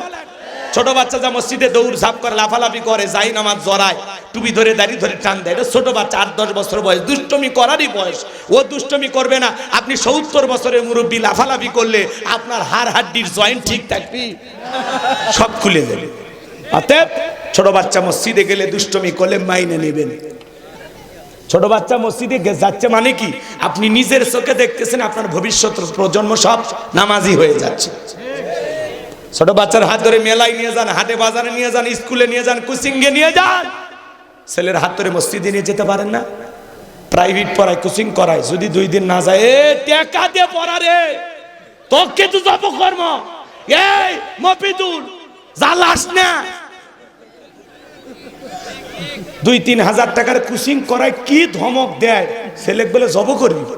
আর জহর আসর মাগরিব এশা ফজর চোখের সামনে আজানের পর আজান হয়, ওক্তের পর ওক্ত চলে যায়, একবারও বলে না এ মফিদুলে মুসলিম মুখলেস বাবা আব্দুল মমিন জহরে আজান হচ্ছে মসজিদে যা, বাপ বেটা একসাথে নামাজ পড়ে আসি, বলে না। অত নিজেই পড়ে না। হ্যাঁ, বাপ নিজে পড়ে না। যদি ছেলে খালি ধমক দেবে, যা মসজিদে যা, তুমি পড়ো না, আমাকে কোকে ইজ্জত পানসা। অতএব আগে বাবা নামাজি হবে, এরপরে ছেলেকে নামাজের দাওয়াত দিলে। নিজে আমল না করে অন্যকে দাওয়াত দেওয়া যাবে না, কথা কয় না। তার মানে কি, বাবার আগে নামাজি হওয়া লাগবে, তারপরে ছেলেদেরকে নামাজি বানাইতে হবে। স্বামী নামাজ পড়ে স্ত্রীকে দাওয়াত দিবে, স্ত্রী নামাজ পড়ে স্বামীকে দাওয়াত দিবে, ছেলে মেয়ে সবাইকে নামাজি বানাবে ইনশাআল্লাহ। আমাদের ঘরগুলোর সকল সদস্য তাহরিমের 6 নম্বর আয়াতে আল্লাহ কি বলেছেন, হে ঈমানদারগণ, নিজেরাও জাহান্নামের আগুন থেকে বাঁচো, তোমার আহাল পরিবার পরিজন যারা আছে তাদেরকেও জাহান্নামের আগুন থেকে বাঁচানোর চেষ্টা করো। কথা বলে ঠিক কিনা? তাহলে লোকমানে হাকিম বলতেছেন, ইয়া বুনাইয়া আকিমিস সালাহ, হে আমার বৎস, হে আমার কলিজার টুকরা সন্তান, হে আমার আব্বা জান, সালাত কায়েম। পারবো তো সন্তানদেরকে নামাজি বানাইতে? কারা কারা হাত তুলে দেখো। লিল্লাহি তাকবীর, আল্লাহ কবুল করুন। একটু জোরে বলুন আমিন। এরপরে সন্তানকে বলতেছেন, ওয়ামরু বিল মারুফ, ও আমার সন্তান, সৎ কাজের আদেশ দিবা, ভালো কাজ করবা, নিজেও ভালো কাজ করবা, মানুষদেরকেও ভালোর দিকে আহ্বান করবা। ওয়ানহা আনিল মুনকার, নিজেও অসৎ কাজ করবা না, অন্যায় করবা না, মানুষকেও অন্যায় করতে দিবা না। অন্যায় আছে যেখানে, প্রতিবাদ চলবে সেখানে। সন্তানদেরকে বলতে হবে, বাবা খবরদার গুনাহের কোনো কাজ করবা না, কাউকে ঠকাবা না, কাউকে ধমক দিবা না, কারোর সাথে খারাপ ব্যবহার করবা। সন্তানদেরকে বুঝাইতে হবে, বাবা অন্যায় কোনো কাজ করবা না, অপরাধ করবা না। এরপরে বলতেছেন, আসবির আলা মা আসাবাক, বাবা এই কাজগুলো করা অত সহজ না। এই কাজগুলো করলে তোমাকে সবর করা লাগবে, ধৈর্য ধারণ করা লাগবে। নামাজ পড়তে গেলেও ধৈর্য লাগবে, ভালো কাজের আদেশ দিতে গেলেও ধৈর্য লাগবে, মন্দ কাজ থেকে নিজেকে বিরত রাখতে গেলেও ধৈর্য লাগবে। চোখের সামনে কেউ সিনেমা হলে যায়, মনে তো চাই আমি একটা সিনেমা দেখি, তোর কারণে বেঁচে আসি। কথা কম। হ্যাঁ, ছবির নাম। মেয়েরাও মানুষ। এতদিন কি আসলো, হলুমান সিনেমার নাম, স্বামী কেন আসামি? কথা কন নাকি আপনারা? এগুলো সিনেমার নাম, ঠান্ডা মাথার খুনি। হাই রে ছবির নাম, শয়তান পর্যন্ত হাসে এগুলো নাম শুনে। এগুলো দেখলে সিনেমা, সমাজের মানুষের চরিত্র ভালো হবে না খারাপ হবে? একটা মেয়ের খোলামেলা ছবি দিয়ে একটা 7 আপ ধরে লেখা আছে, ও নারী তোমার মজা কত, মনে হয় আরসির মতো। একটা নারীর মজা আরসির মতো নাকি? এই সমাজগুলো শেষ হয়ে গেছে এগুলোর কারণে। টেলিভিশন দেখতেছেন, অশ্লীল অ্যাড চলে আসলো, একা একা খেতে চাও, দরজা বন্ধ করে খাও। কি প্রশিক্ষণ দিচ্ছে, কথা কন নাকি আপনারা? এগুলো অন্যায় না? এগুলো কেন দেখতেছেন? ভালো হয়ে যান। একটা ব্লেড পুরুষ নারী সবারই প্রয়োজন হয়, হয় না? ওটা মহিলা মানুষ অ্যাড করতেছে। অমুক ব্লেডে সেভ করে কি যে আরাম সেভ করে ছেলেরা, তোরা কেমনি বুঝলি? একটা 5 টাকার ব্লেড সেই জায়গা তো মহিলা লাগিয়ে দিছে যাতে মার্কেট পায়। কথা কর, সব জায়গায় নারীদেরকে উলঙ্গ করে ব্যবহার করা হচ্ছে, আর নারীরা মনে করতেছে আমাদের মর্যাদা বেড়ে যাচ্ছে, আমাদেরকে মডেল বানানো হচ্ছে, নায়িকা বানানো হচ্ছে। না, মডেল নায়িকার নামে তোর মতো নারীকে পতিতার মতো ওরা ব্যবহার করতেছে। নিজের সম্মান মর্যাদা বুঝলি না, পাগলি। কি দরকার তোর সিনেমায় নাটকে অভিনয় করা? কি দরকার? কিসের সংস্কৃতি? এলে সংস্কৃতি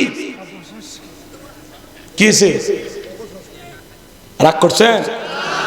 আজকে নারীদেরকে বিশ্ব সুন্দরীর নামে রাস্তায় নামাচ্ছে। কথা বলেন ঠিক কিনা? নারী অধিকারের নামে নারীকে রাস্তায় নামানো হচ্ছে। মনে রাখবেন, নারীরা নিরাপদে থাকবে তখন, পর্দা মাইনা চলবে যখন। আল্লাহ কি বলেছেন? অকরনা ফি বুয়ুতিকুন্না ওয়ালা তাবাররাজনা তাবাররুজাল জাহিলিয়াতিল উলা। নারীরা তোমরা ঘরের ভিতর অবস্থান করো, খবরদার জাহিলিয়াতি যুগের মেয়েদের মতো নোংরা অশ্লীল পোশাক পরে নিজের দেহকে প্রদর্শন করো না। জাহিলিয়াতি নারীদের বাজারে বিক্রি করা হতো, প্রকাশ্যে নারীকে বিক্রি করা হতো। আজকে নাইট ক্লাব আছে না, এই সমাজে নাইট ক্লাব, ভিআইপি হোটেলগুলোতে নারীদের ওইভাবে বিক্রি করা হয়। এখন এটা হলো ডিজিটাল জাহিলিয়াতের যুগ। কথা কোন ঠিক কিনা? তো এই সমাজে নারীর মর্যাদা ফিরে আসবে তখন, আল্লাহর বিধান মাইনা এই জমিনের নারীরা চলবে যখন। কথা বলেন ঠিক কিনা? আল্লাহ আমার মা বোনদেরকে পর্দা করা তৌফিক দান করুন। একটু চিল্লায় বলেন আমিন। আল্লাহ মা বোনদেরকে নামাজি বানায় দেন, জোরে বলেন আমিন। স্বামীর খেদমত করে তৌফিক দান করেন, জোরে বলেন আমিন। অনেক রাত হয়েছে, আমি আর কথা বাড়াতে পারতেছি না। আমরা এখন শেষের দিকে চলে আসি। সন্তানকে বলতেছে, বাবা সবর করা লাগবে, যে কোনো কাজে সফল হতে গেলে সবর করা লাগবে, ধৈর্য ধারণ করা লাগবে। ধৈর্য ছাড়া কোনো কাজ হবে না। কথা বলেন। আর ধৈর্য ধারণ করলে সফলতা পাবেই, জীবনে সফলতা একদিন আসবে ইনশাআল্লাহ। এরপরে তিনি লোকমানে হাকিম সন্তানদেরকে বলতেছেন, ওয়ালা তুসাইর খাদ্দাকা লিন-নাসি ওয়ালা তামশি ফিল আরদি মারহা ইন্নাল্লাহা লা ইউহিব্বু কুল্লা মুখতালিন ফাকুর।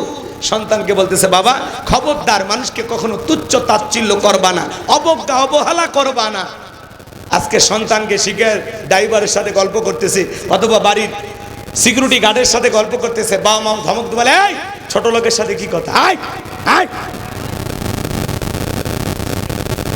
এইভাবে সন্তানদেরকে বেশি আপডেট বানাইতেছে, খুব বেশি নামি দামি বানাইতে গিয়া সন্তান বৃদ্ধ বয়সে মা বাবাকে ওই রকম চেহারা তো ওই দারুণের মতো হয়ে যায়, ওই জন্য রাগ করে বৃদ্ধাশ্রমে থুয়ে আসে। কথা বলেন। বৃদ্ধাশ্রমে কোনো হাফেজের আলেমের মা বাবাকে পাওয়া যায় না, কোনো রিক্সা চালক ভ্যান চালকের মা বাবাকে পাওয়া যায় না। বৃদ্ধাশ্রমে পাওয়া যায় শিল্পপতি কুটিপতি সমাজের বেশি শিক্ষিত মানুষের মা বাবাকে। ভ্যানালা কি কর, রিক্সা চালে খাচ্ছি ভ্যান চালে খাচ্ছি তাতে সমস্যা নেই, আমার মা বাবাকে আমি কষ্ট দেব না। কি কথা কন ভাই? ভাই আমি আলু ভাতটা খালে আমার মা বাবাও খাবি, কি দরদ। আর কুটিপতি বৃদ্ধ মানুষকে বোঝা মনে করে, বৃদ্ধ হয়ে গেলে একটু শরীরের গন্ধ বের হয়, অগোচর থাকে, ওটা সহ্য হয় না, বোঝা মনে করে যে দামি টাইস নষ্ট হয়ে যাবে, এগুলোর ডাস্টবিনে মনে করে ফেলে দিয়ে আসে। যারা বৃদ্ধাশ্রমে মা বাবাকে ফেলাইছে ওরা কপাল পরে। কথা বলেন ঠিক কি না? এজন্য সন্তানকে ছোটবেলা থেকে বলবেন, বাবা ড্রাইভার না ওইটা আঙ্কেল, দারোয়ান না ওইটা আঙ্কেল। রাস্তাঘাটে যারা দেখবা ভালো ব্যবহার করবা, কাউকে তুচ্ছ তাচ্ছিল্য করবা না। কারো একটু টাকা আছে অহংকার দেখা, কারো একটু মোটা চেহারা ও পাতলা মানুষ খেলা দেয় দিয়ে ফেলে দিবে। কথা কন না আপনারা? কেউ একটু দেখতে সুন্দর অহংকার করে, কথা বোঝেন নাই?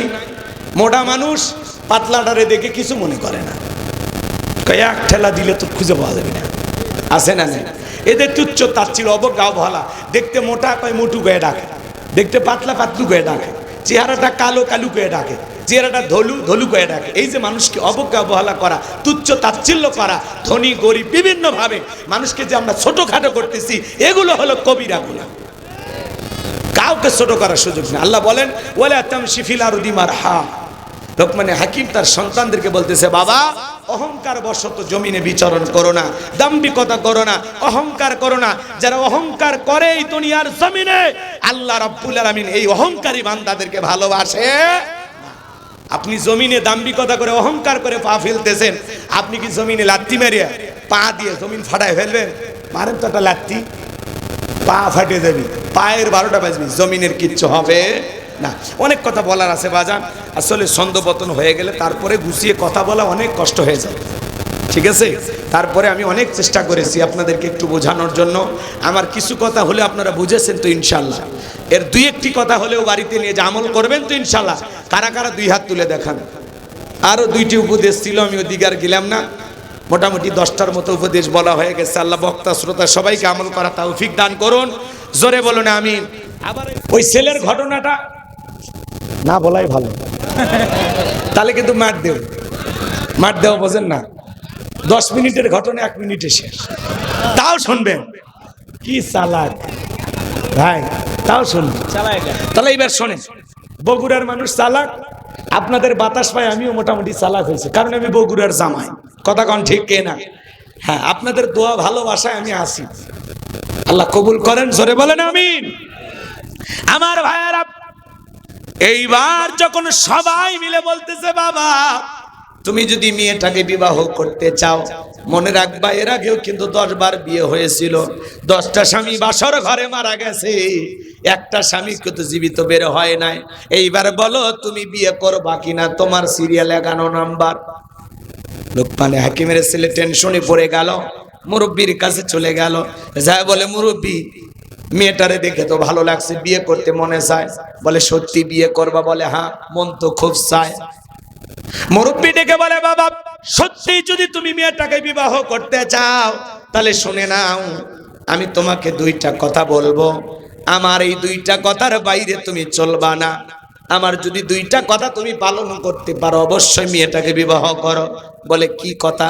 বলে শোনো, মেয়েটাকে বিবাহ করার পরে বাসর ঘরে বিবির সাথে কথা বলবা, মহব্বত ভালোবাসার অনেক কথা বলবা, কিন্তু তোমার বিবি যখন তোমাকে কাছে ডাকবে তখন তুমি আমার কাছে আসবা, আর আমি তোমাকে একটা কাজ করতে বলবো, সেই কাজটা যদি তুমি করো আমার বিশ্বাস বাসর ঘরের সবাই মারা গেলেও তুমি মরবা না। আল্লাহু আকবার বলো। এইবার বিয়ে হয়ে গেল, বাসর ঘরে বিবির সাথে ভালোবাসা বিনিময় করবে, মনের কথাগুলো ভাব মতামত গুলো প্রকাশ করতে করতে বিবি যখন বারবার কাছে টানতে চায়, মুরব্বির কাছে চলে আসলো, ডেকে বলে শোনো তুমি আমার কাছে আসছো, এই যে তোমাকে একটা লোটা দিলাম, এই যে বদনা দিলাম, তোমার বিবি তোমাকে যতই ভালোবাসার কথা বলুক, তোমার বিবিকে তুমি একটা শর্ত দিবা, আমাকে যদি ভালোবাসতে চাও তাহলে এই লোটার ভিতরে তুমি পেশাব করবা, পেশাব না করা পর্যন্ত তোমার সাথে আমি ভালোবাসা বিনিময় করব না। মুরব্বি শিকায়ত দিলেন আর বলতেছে শোনো, তোমার স্ত্রী পেশাব করা শেষ হয়ে গেলে লোটাটা আমার কাছে দিয়া তারপরে ভিতরে প্রবেশ করবা। ছেলেটা তাই করলাম। বিবি যখন ভালোবাসা বিনিময় করতে চায়, খুব যখন জোর করতেছিল সহবাসের জন্য, তখন ডেকে বলে বিবি তোমাকে ভালোবাসা দিতে আমারও মনটা ব্যাকুল হয়ে আছে, কিন্তু একটা মাত্র শর্ত, একটা লোটা নিয়েছি, এ যাও এই লোটার ভিতরে পেশাব করো, তারপরে আমি তোমার সাথে ভালোবাসা বিনিময় করব। স্ত্রী যখন লোটার ভিতরে পেশাব করলেন, ওই পাত্রীর ভিতরে পেশাব করলেন, পাত্রটা নিয়ে যায় মুরব্বি ডেকে বলেছে বাবা পেশাব করতে দেরি, পাত্রের মুখটা ঢেকে দিবা। এইবার মুখটা ঢেকে মুরব্বির কাছে নিয়ে গেল, মুরব্বি ডেকে বলতেছে বাবা লোটা তুমি আমার কাছে দিয়েছো, এইবার তুমি যাও। এইবার ছেলেটা ভালোবাসা বিনিময় করলো। সকালবেলা যারা ডোম, এর আগেও যারা লাশ নিয়ে যাইতো, ডোমের আইসা লোকমানে হাকিমের ছেলের পা ধরে টান দেয়। লোকমানে হাকিমের ছেলে ঘুম থেকে উঠে বলে কেরে পা ধরে টান দেয়। ডোমেরা চমকে উঠছে, ডেকে বলে আজ পর্যন্ত সবাই মারা গেছে, তুমি কেমনে জীবিত থাকলা? চতুর্দিকে ঘটনা ঘইটা গেল, চতুর্দিক থেকে মানুষজন চলে আসছে। ডোমেরা বলে বর মরে নাই, বর মরে নাই, বাসর ঘরের এখনো তার স্বামী জীবিত আছে। চতুর্দিক দিয়ে লোকজন চলে আসলো, মনে করছে লোকমানে হাকিমের ছেলে, হয়তো বা বাবার কোনো জ্ঞানের কারিশমায় ছেলেটা জীবিত আছে। এইবার ডেকে বলতেছে শোনো, ঘটনা আমি কিছুই জানি না, যা জানে সব আমার ওই মুরব্বি। আমিও জানি না আমি কেমনে জীবিত আছি, সবাই তো মারা গেছে, আমি কেন বাঁচলাম আমি নিজেও জানি না। চলো যাই মুরব্বির কাছে যাই। এইবার সবাই মিলে মুরব্বির কাছে আসলো, ডেকে বলে মুরব্বি সবাই তো বাসার ঘরে মারা গেছে, লুকমান হাকিমের ছেলে কেন মারা গেল না? ডেকে বলে শোনো, আমার কাছে আসো, সবাই তোমরা আসো। এইবার ওই যে পাত্রে মেয়ে পেশাব করেছে, এইবার ওই পাত্রের মুখটা খুলে দিয়েছে। সবাই তাকায় দেখে পাত্রের ভিতরে দুইটা জ্যান্ত সাপ ঘোরাঘোরা করতেছে, আর একটা সাপের মাথা কাটা। এইবার মুরব্বি ডেকে বলে কি ব্যাপার, তোমরা কি কিছু দেখতে পাচ্ছ? বলে হ্যাঁ। এইবার লোকমান হাকিমের ছেলে ডেকে বলে বাবাজি, আমার স্ত্রী পেশাব করেছে, সেখানে সাপ আসলো কোথা থেকে? আর এখানে তিনটা সাপ আমি দেখতে পাচ্ছি, একটা সাপের মাথা কাটা আর দুইটা সাপ জীবিত। মুরব্বি ডেকে বলে বাবা শোনো, এই সেই সাপ, মাথা কাটা সাপ, যেইটা তোমাকে বট গাছের নিচে সবল মেরেছিল, ওই সাপের মাথাটা আমি রেখে দিয়েছিলাম। আর যে দুইটা জ্যান্ত সাপ দেখতেছো, এটা তোমার স্ত্রী যখন পেশাব করেছে, তোমার স্ত্রী যখন পেশাব করতে গেছে, এই পাত্রের ভিতরে সাপ যখন আর এক সাপকে দেখতে পেয়েছে, মনে করেছে এটা আমাদের জগৎ, তখন আর তোমার স্ত্রীর দেহের ভিতরে থাকে নাই, ওই দুইটা সাপ তখন বের হয়ে আসছে। এর আগে 10টা স্বামী মারা যাওয়ার কারণ, প্রত্যেকটা স্বামী যখন সহবাস করার জন্য স্ত্রীর সাথে মিলিত হয়েছে, এই বিষাক্ত সাপের সবলেই তারা মারা গেছে। তুমি মরণী কারণ একটাই, তোমার স্ত্রী এখন সম্পূর্ণ বিপদ মুক্ত, তোমার স্ত্রীর পেটের ভিতরে আর কোনো সাপ নাই, দুইটা সাপ বের হয়েছে, এই জন্য তুমি বেঁচে আছো। চিৎকার মেরে বলুন আল্লাহু আকবার। এখন ওই দ্বীপের টেকানোর ঘটনা না বলি, ওই দিকে না যাই। সকলে দরুদ ইব্রাহিম করেন, আল্লাহুম্মা সাল্লি আলা মুহাম্মদ ওয়া আলি মুহাম্মদ কামা সাল্লাইতা আলা ইব্রাহিম ওয়া আলা আলি ইব্রাহিম ইন্নাকা হামিদুম মাজিদ। আল্লাহুম্মা বারিক আলা মুহাম্মদ ওয়া আলা আলি মুহাম্মদ কামা বারাকতা আলা ইব্রাহিম ওয়া আলা আলি ইব্রাহিম ইন্নাকা হামিদুম মাজিদ। অনেকে দোয়া চেয়েছেন এবং জি, অনেকে টাকা পয়সা দান করেছেন। তো সবচেয়ে ভালো লাগলো কালেকশন মুক্ত মাহফিল, এজন্য আমার খুবই ভালো লাগছে। গ্রামটা অনেক ভালো, এই গ্রামের অনেক ভালো। মসজিদে কোনো মক চলে না, বাপের বেটা সালাম ফিরে কই দান বক্সটা ছেড়ে দেন, তাই না? ওইটা চলে না, খুব ভালো না, দান করা ভালো, কিন্তু তারপরে একটা সিস্টেম আছে, বাইরে একটা দান বক্স থাকতে পারে, অথবা নামাজের আগে হালকা একটা কালেকশন হতে পারে, কিন্তু সালাম ফিরানোর আগে কালেকশন করবেন, ঠিক আছে? কথা কয় না, সেটাও না। কোন এলাকার যদি মসজিদে কালেকশন, আমার মসজিদেও হয়, কিন্তু সালাম ফিরানোর আগে, খুতবা দেওয়ার আগে কালেকশনটা করে নিয়ে তারপরে আপনারা নামাজ পড়বেন। তাহলে নামাজ পড়ার পরে যে পকেটে হাত দেওয়া, এদিকে দোয়া পড়বেন, কখন আয়াতুল কুরসি পড়বেন সব ভুলে গেছে। টেকা কথা কয় না, একটা সুন্দর আছে না, কেবলই 2 রাকাত নামাজ পড়ে একটু উঠলাম, আমি একটু দোয়া করব, একটু ওইভাবে মনোযোগটা নিয়ে থাকবো, যখন পকেটে হাত দিয়ে আকর্ষণটা মনোযোগটা নষ্ট হয়ে যায়। এই জন্য টাকাটা আগে তুলবেন, নামাজের আগে, ঠিক আছে? এ জায়েজ না জায়েজের কথা বলি না, হারাম হালালের কথা বলি না, সমস্যা আছে? দান করলেই সব, আগে কি পরে কি, কথা কি বুঝতে পারতেছেন? একটু দেখতে কেন জানি একটু এলোমেলো মনে হয়। আল্লাহ বোঝার তৌফিক দান করুন। আখিরি দাওয়ানা আলহামদুলিল্লাহি রাব্বিল আলামিন। সকলেই দরুদ ইব্রাহিম পড়ুন, যদি সম্ভব হয় 6 তারিখে আসেন। লস্করপুর নাকি চক বক্কর, চক লজি, চক নজিরপুর, চক নজিব, চক নজির। 6 তারিখ তাহলে আসিতেছি চক নজির। যদি সম্ভব হয় এলাকায় আত্মীয় থাকলে ফোন দিবেন কালকে, তে বলবেন শোনো 6 তারিখে আসিচ্ছে, একটা কাজ আছে, বেশ একটা মিষ্টি টিষ্টি নিয়ে গেলেন, ঘুরে আসলেন, ছবি সব পোস্টার লাগাচ্ছে, বাপরে দেখা যাক কি হয়। ঠিক আছে, সকলে দরুদ ইব্রাহিম পড়ুন, আল্লাহুম্মা সাল্লি আলা মুহাম্মদ ওয়া আলা কামা সাল্লাইতা আলা ইব্রাহিম ওয়া আলা মুহাম্মদ, আল্লাহুম্মা বারিক আলা মুহাম্মদ ওয়া আলা আল্লাহুম্মা বারিক আলা মুহাম্মদ ওয়া আলা আল্লাহুম্মা আমিন। ও রব্বানা যালামনা আনফুসানা ওয়া ইল্লাম তাগফির লানা ওয়া তারহামনা লানাকুনান্না মিনাল খাসিরিন। 5 গ্রাম উচ্চ বিদ্যালয় ময়দানে গ্রামবাসী কর্তৃক আয়োজিত, যুব সমাজ কর্তৃক আয়োজিত 12তম অধিবেশন এক যুগ পূর্তি উপলক্ষে আজকের বিরাট তাফসীরুল কোরআন মাহফিলের শ্রদ্ধাভাজন সভাপতি হাফেজ মোহাম্মদ আব্দুল ওহাবকে কবুল করো, সহসভাপতি জনাব আফজাল হোসেনকে কবুল করো, প্রধান অতিথি জননেতা জনাব আলহাজ মোশাররফ হোসেনকে কবুল করো, বর্ণীয় অতিথি জনাব আলহাজ অধ্যক্ষ মাওলানা তাইব আলী, বিশেষ অতিথি জনাব মোহাম্মদ জোবাইদুল ইসলাম সবুজ, জনাব মোহাম্মদ শহীদুল ইসলাম, আল্লাহ তোমার গোলামদের তুমি কবুল করে নাও। আলোচনা করেছেন মাওলানা মোহাম্মদ ইব্রাহিম আলিয়া কণ্ঠ, তোমার গোলামের কণ্ঠ তুমি দিনের জন্য কবুল করে নাও। এনামুল হক রানা ভাইকে কবুল করো, আজকের মাহফিল বাস্তবায়ন করার জন্য যারা যেভাবে টাকা পয়সা দিয়ে সহযোগিতা করেছে কবুল করো। হ্যাঁ আল্লাহ তাআলা সবাইকে দুনিয়া আখিরাতের উত্তম জাযা দান করো।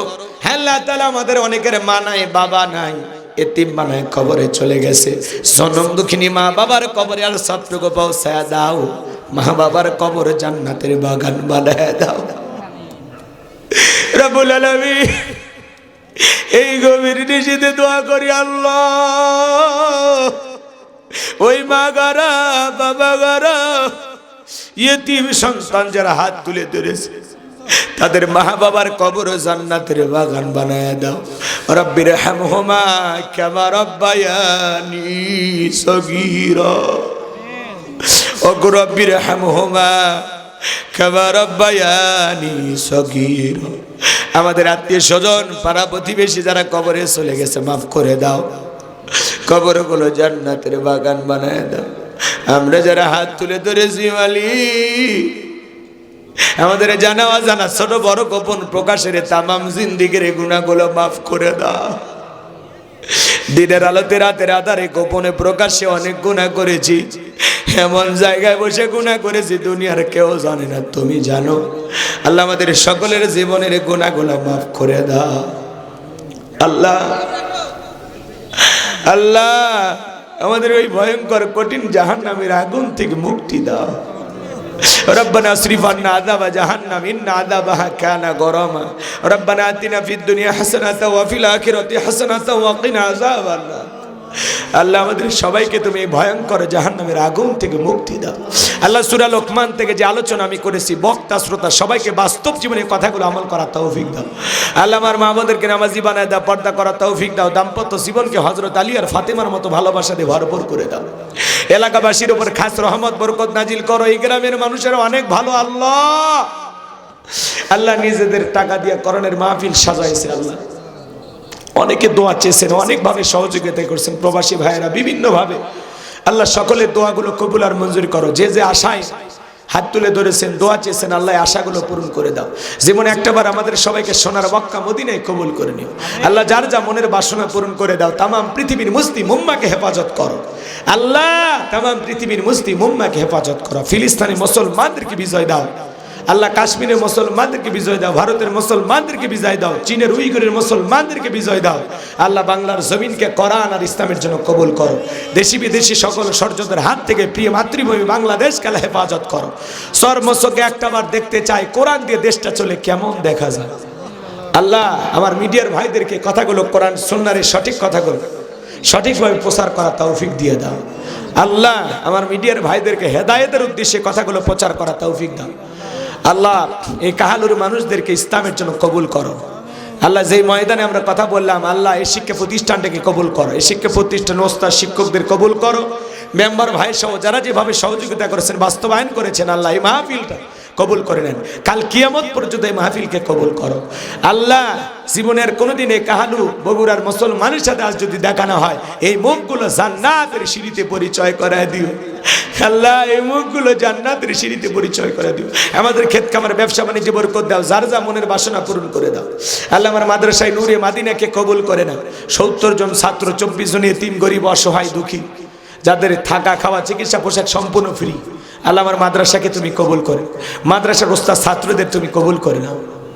মৃত্যুর সময় দয়ার নবীর চাঁদ মুখখানা দেখতে দেখতে আমাদের জবানে জারি করে দিও লা ইলাহা ইল্লাল্লাহু মুহাম্মাদুর রাসূলুল্লাহ সাল্লাল্লাহু আলাইহি ওয়াসাল্লাম। আসসালামু আলাইকুম ওয়া রাহমাতুল্লাহি ওয়া বারাকাতুহু।